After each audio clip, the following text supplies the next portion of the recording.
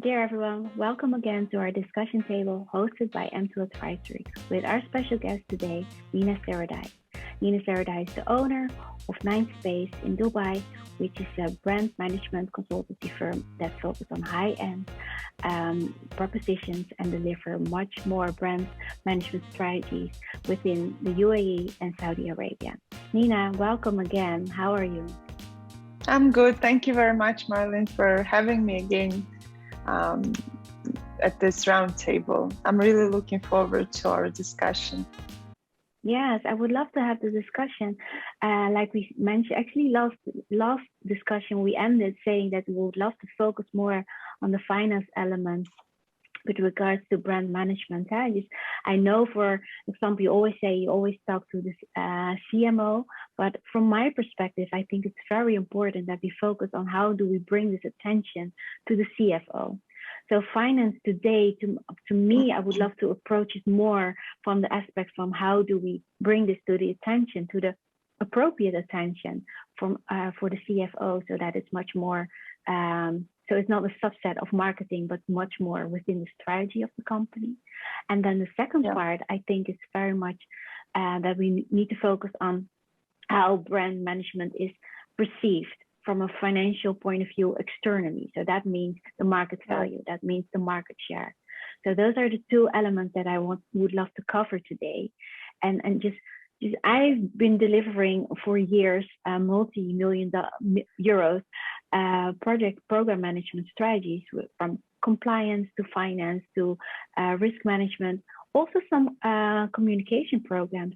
But I have to say that I never found that brand management is incorporated within the program. So I would just love to hear your thought about this, because you do see that the markets are changing. That's why I think it's very important that it's also on the CFO attention, because he needs to anticipate how this takes this to a next level and within changing markets, and then how we need to bring brand management to your table. Please give us your thought in this, because I would love to hear from your expertise how you would like to bring this to the awareness.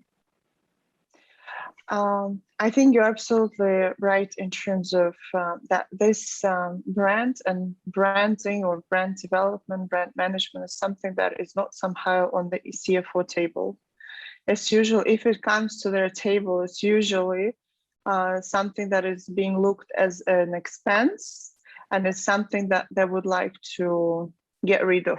So, and this is the struggle of my professional life, of how actually the brand value or the whole brand exercise discipline to be implemented across all the departments in the company.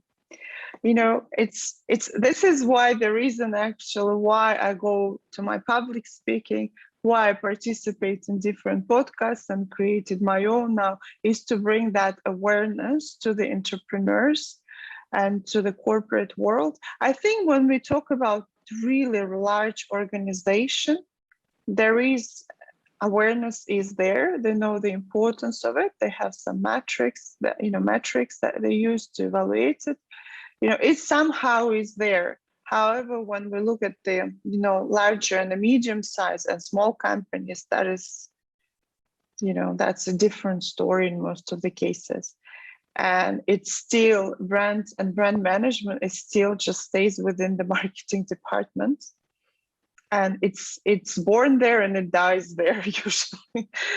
So how do it's important. We have to do that. We really, I think, through educational material and content, maybe one day CFOs will hear us. But yeah, that's the case. And recently I had a training with the Middle East Council of Shopping Centers, and where we had shopping mall operators, developers, as well as the retail people at that training.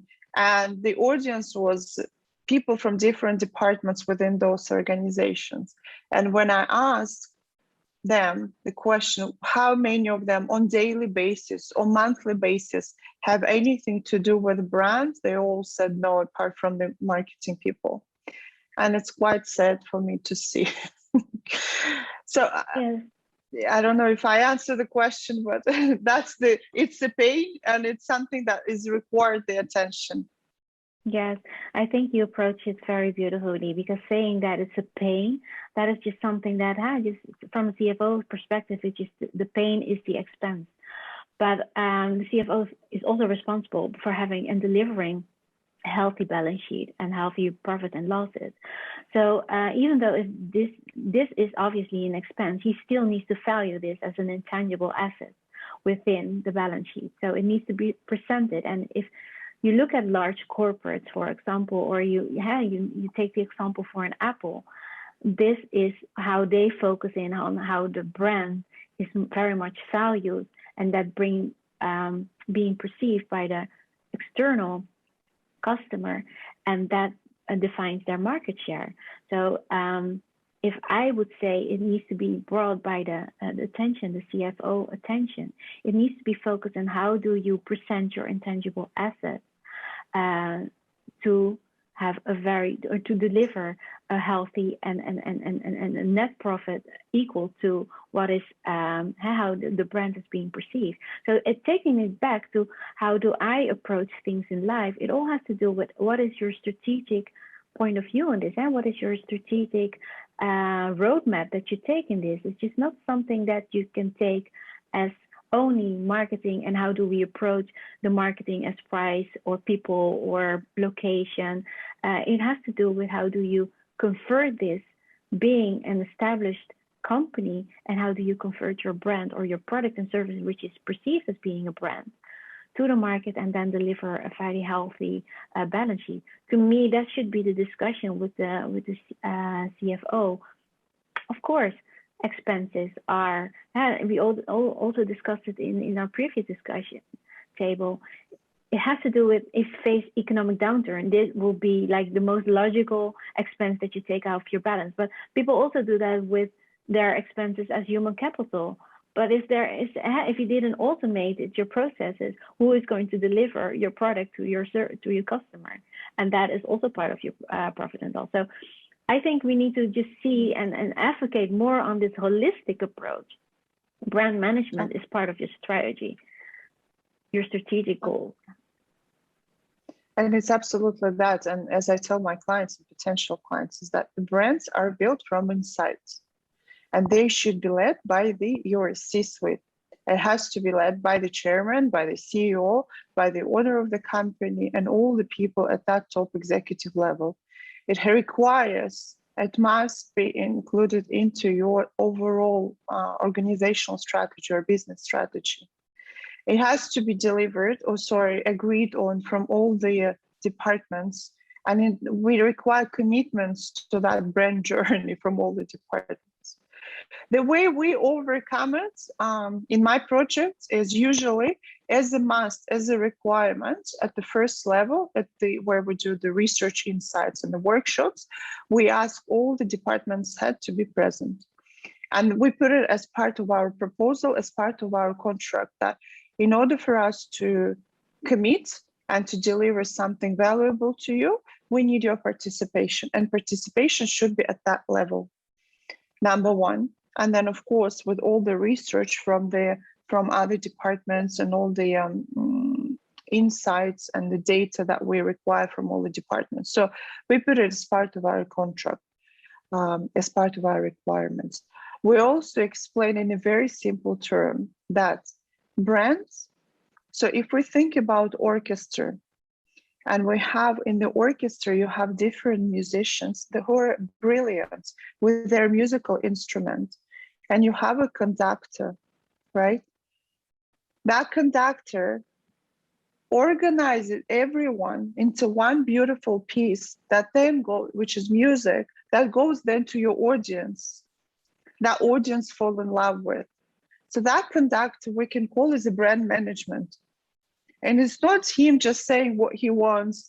It's him doing that beautiful piece based on everything that's available for him. So those musicians are all the departments that we have in the company, are all the products, our strategy all together has to be coordinated to one thing, is your brand.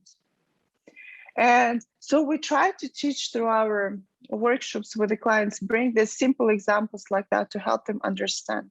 What interesting, Marlon, is, there's a lot of buzzwords recently. Customer experience. Yeah, everyone's talking about customer experience. How we deliver that, customer experience that delights our customers. We talk about human capital, the development of human capital, and so on. We talk about innovation. We talk about knowing our customer. All these aspects require a very strong understanding of what your brand is, right? It's the basis of everything. It's the basis for customer experience, knowing actually what you want your customers to feel. That's knowing yourself, that's your brand. Human capital development is based on your brand, on your culture. So what is that culture you want to create if you're this sort of company? So you need to know your brand, what you stand for. Innovation, new products. What kind of products you're going to develop that add value to your brand rather than, confuse the market. So the requirement is there, but the understanding that it comes from the brand still requires a lot of awareness and education. So there is hope. No, good to hear. And you mentioned it powerfully. This is how you need to approach it. The analogy saying this is like an orchestra that just brings music to the audience.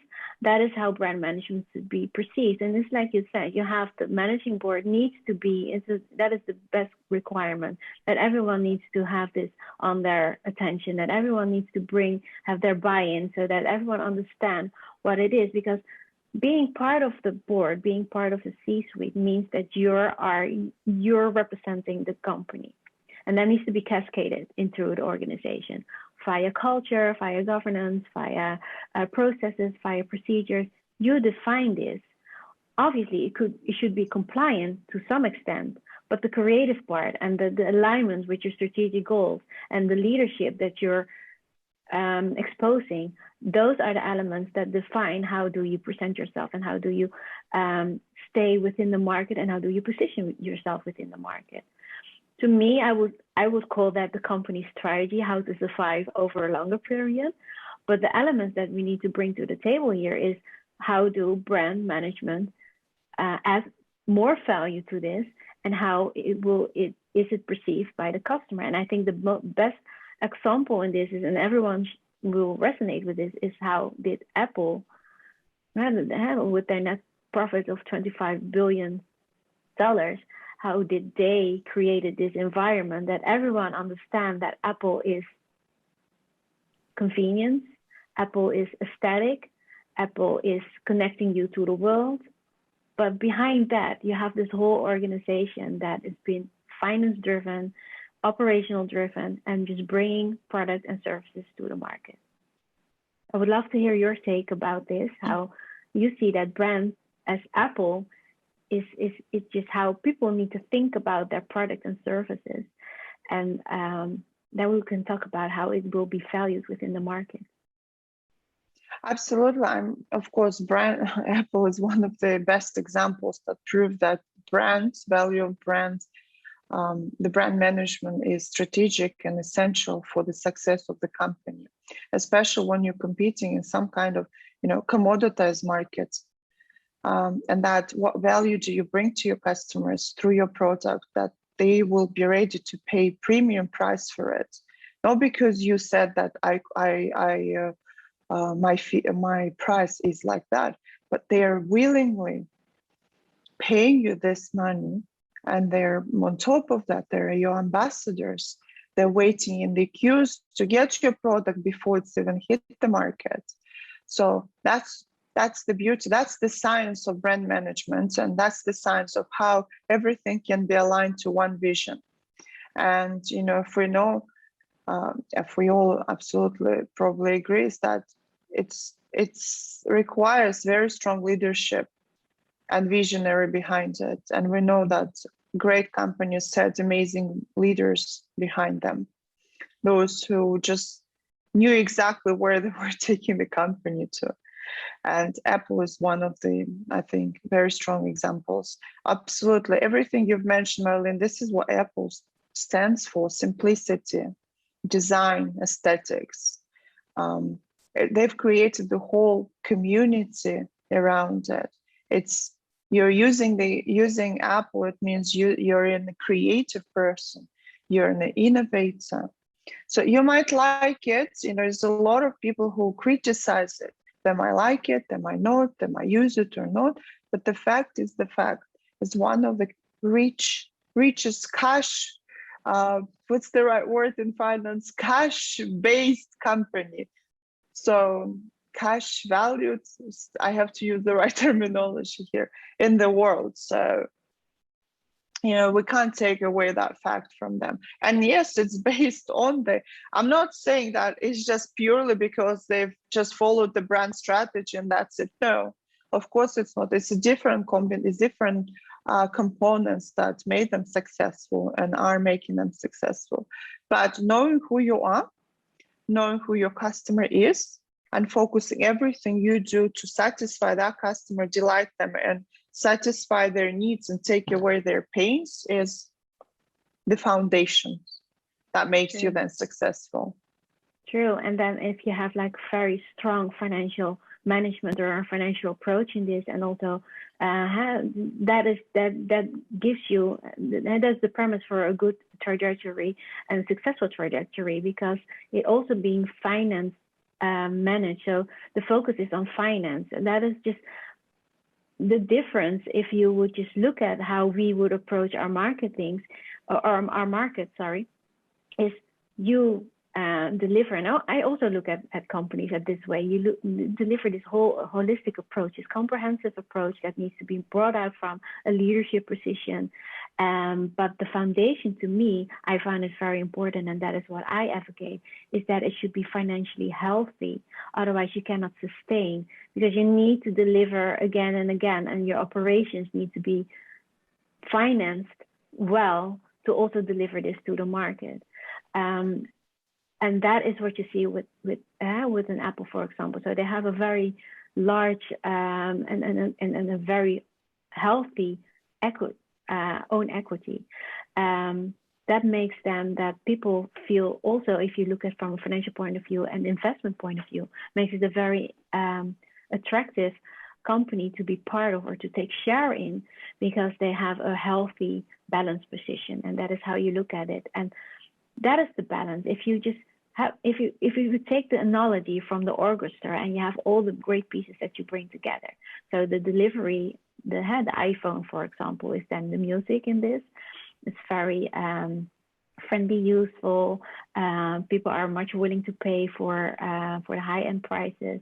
It's being perceived as aesthetic. It's easy. It appeals to a certain public. But how do we finance this? That is that we remain financially healthy, and we just take all these metrics and then value this in our balance, so that everyone understands from a market share point of view that this is an attractive product or brand to invest in. And I think that's a very good point. When we formulate the brand, or when we look into the brand, one of the things which is capabilities are also the foundation of that formulation, because capabilities of brand, creating your brand is not just based on some fantasy of the leadership, but they have to be based on what you have. And they have to be based on your business strategy, on your financial plans. So it has to have a very strong base. You can't just sit and dream, and then, because then, nothing's going to be realized, or you'll put all your money into one thing and then you won't have money to grow. So of course it has to be based on the business capabilities and business resources and the future planning. I have a lot of examples where we create something beautiful, we create beautiful customer experience, we do this amazing designs, and then when it comes to implementation, finance people usually they don't get through the whole, so they decide to not to be part of it because they feel it's not something that they can add value to. And then at the end, once we go into the implementation, they start being very active. by chopping everything that is actually delights the customer and turning, usually it has to do with the retail spaces, and then turning the retail space, so they call it value engineering. So the value engineer it to the minimum, where there's nothing, the minimum, and then there's really nothing else to delight the customer. You barely have something to deliver what you're supposed to deliver. So yes, and that's the problem. And it goes to everything, not just the retail experience, it's everything.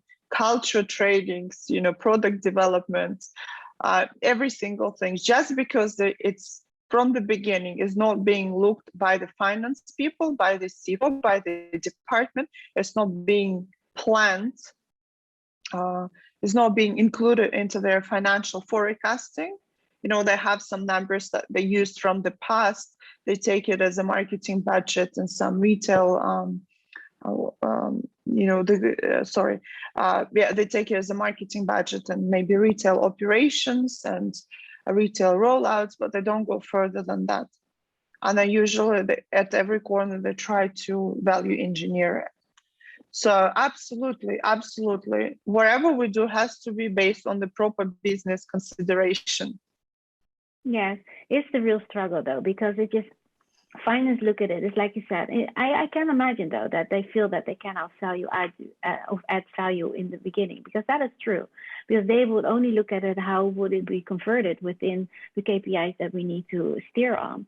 So the KPIs here should be what is how we going to just allocate budget percentage to our intangible asset. That should be the focus. It should not be difficult or very extensive. It should just be how much percentage are we willing to take, and from a leadership perspective, a very bold decision in this is just, I just yearly say this needs to be certain percent of the budget, just to work on this and just to continue building on our existence, continue building on our legacy, continue building on our continuity within the organization, because this is part of, and it should be like allocated to all processes within within operations, and that is the finance engineering that they're doing. But if it should be taken to a level more above that, and just having had the CFO mentioning and taking this bold position, saying, oh, from a strategic point of view, this is needed, and this is the percentage of budget that we allocate to this, and from there on it can be cascaded and engineered to all the ledgers, because there are not much ledgers that you can apply the marketing budget to. So it just needs to be catered within. I would advocate to have this as a subset and just have a direct correlation with your strategic goals, but that is difficult, and that's also difficult to value in this. But if you will just drill it down into like marketing or PR or your IP, intelligent property, or trade or mark, it's part of your intangible assets. So it is just focusing on saying that it's very important, and then just allocating this to the budget and saying that this is needed from a yearly perspective, and not something when we think that when we introduce a new product that we need to think about again what was our brand or what was our strategic goals, because it's still incorporated within the finance part, because the company has been profitable for over a longer period. So that is the direct correlation. I mean, I absolutely, you know, I always look at the Apple every time I go to their store and look at this beautiful entrances that they have, this massive, you know, entrances, the glass doors that they have that cost fortune.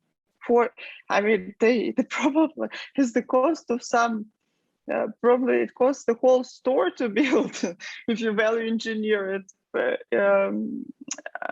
What they've invested in that entrance, and but they do it for a certain reason. They know exactly then how to put it into their financial statements, into their balance, and show the value out of it. They don't do it just because they like aesthetics. They have very well thought through business forecasts. So, and I have a question, therefore, how would you, if you were me, when you go to the new project to pitch for potential projects, let's say it's a mid-sized company, how would you approach as CFOs? Because you meet a lot of them. What would you say to CFOs if you were me, briefly, that catch their attention and they would agree to invest into this? I think you need to focus on their pain points, to be honest. Yeah. Because just not, obviously it is an expense, and the expenses is the biggest challenge of every CFO. They would love to have a healthy balance sheet. They would love to have just sound profit and losses that they can present to their stakeholders. So that is their objective, is just present everything as profitable and a healthy balance sheet. So I can understand their challenge from converting the assets into profits, but I think the focus is, like I said, you need to tell or just need to address what is their long-term strategy. Because if this now is being incorporated within your long-term strategy, short-term you can say expenses can be taken out, and that looks very good on your P&L, obviously, yes. And that is also keeping your stakeholders satisfied. But from a long-term perspective, which investors are also interested in, it needs to be incorporated. What is actually your strategy? What is your plan to be profitable over a longer period? Absolutely. And these are the elements, and these are the indirect elements. It's not only selling your product, because selling your product, if for example, the Apple Store would not have this grand entrance, would just resonates with your feeling of having this luxurious product, and that you need to have to be connected to the world with a smartphone. Yeah. If that is not the feeling that you're presenting, and then Apple would be distributed by every store, your profit margins will be different. You will also have your profits, but they will be different. And that is the difference. Just thinking about, how do you want to position yourself? A CFO also needs to understand, how do I want to position myself? So taking it from a leadership perspective, how do I want to position myself from a financial, healthy company that everyone considers as a high-end product that people would love to cater? If that is not your market, you should think about different product margins, profit margins.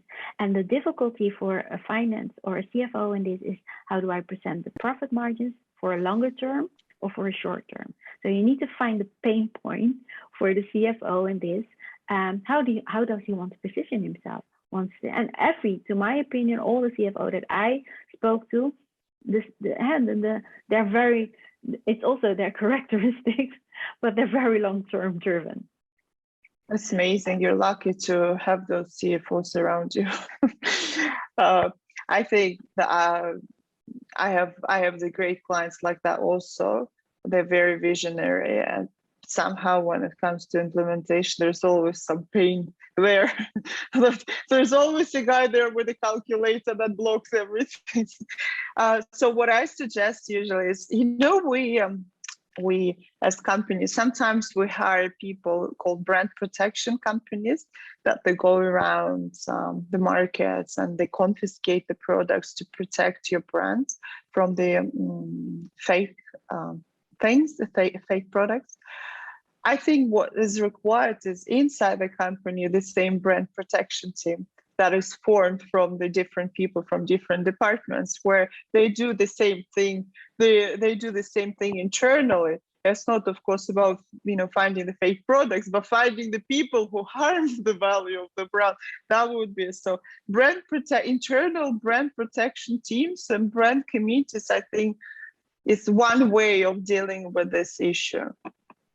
I think that is a very good bridge to our next topic that I wanted to just also discuss with you. How this is risk management all over.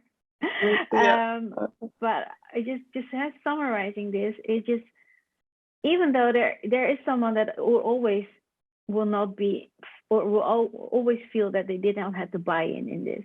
So that is the reason that they will not that they will just present a different point of view, which is also plausible, which is also very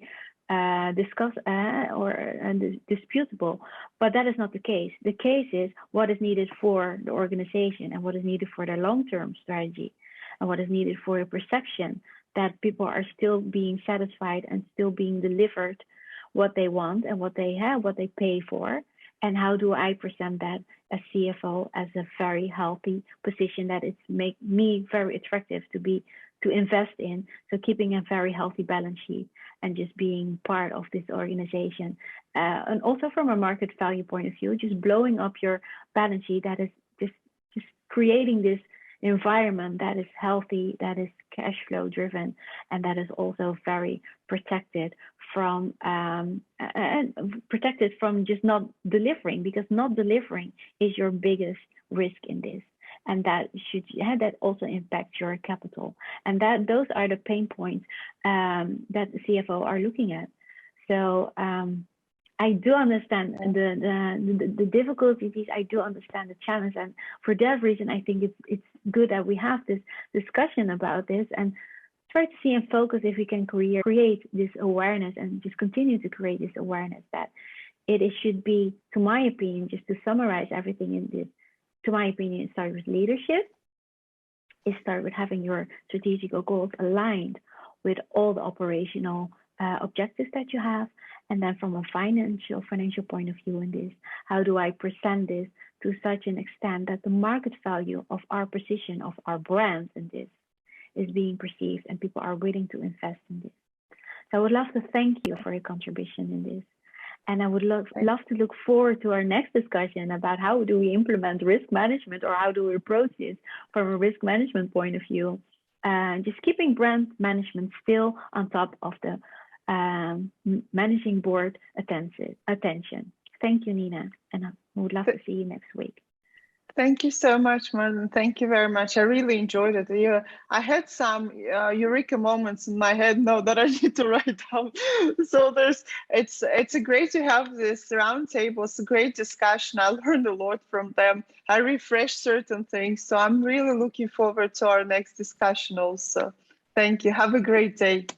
Perfect. Thank you.